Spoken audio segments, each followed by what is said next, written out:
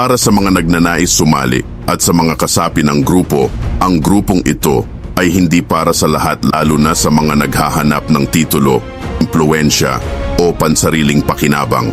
Kung ikaw ay sasali, dapat malinaw sa iyo. Hindi ito laban sa sistema, kundi paninindigan upang ituwid ang mali sa loob ng sistema. Ang pagiging bahagi ng grupong ito ay hindi karangalan, ito ay pananagutan. Hindi ka sasali upang manghusga, kundi upang maging huwaran ng disiplina, integridad at tamang asal. Sa grupong ito, ang batas ay ginagalang, ang proseso ay sinusunod, at ang kapangyarihan ay hindi inaabuso. Kung ang hangarin mo ay magpakitang tao, manakot, o gamitin ang grupo bilang panangga sa pansariling interes, hindi ito ang tamang lugar. Ngunit kung ang layunin mo ay protektahan ang mamamayan, manindigan kahit walang kapalit, malugod kang tinatanggap.